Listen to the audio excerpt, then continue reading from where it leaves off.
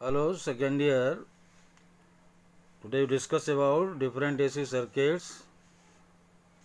Now, circuit containing inductance and resistance in series, यानी LR series circuit. ये inductance L है, ये resistance R है. इसके अक्रॉस अल्टरनेटिंग EMF E बराबर E0 sin ओमेगा t आपने लगाया है.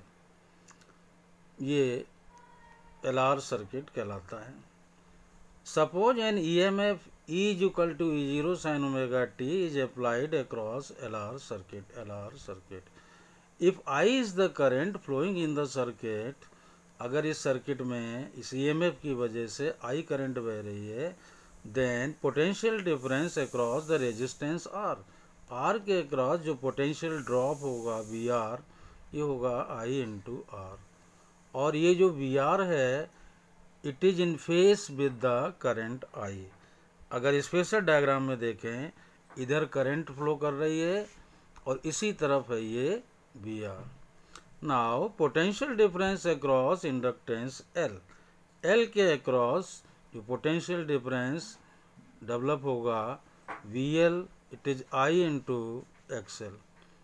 और हियर ये जो वी एल है इस डायरेक्शन में होगा, इधर करंट है, वी एल इधर डेवलप हो रहा है, तो VL leads the current I by an angle 90. Current से ये वोल्टेज 90 डिग्री एंगल पर डेवलप हो रहा है. Where XL is inductive reactance. XL कहते हैं इंडक्टिव रिएक्टेंस. अब आप देखें phasor diagram. In phasor diagram vector OA represents this potential VR, vector OB represent this potential VL and OD represents the resultant of VR and VL. ये होगा OD represent करेगा resultant को. तो इसमें अगर हम देखें इस ट्रायंगल में तो OD square is OA square plus AD square. OD square is OA square plus AD square.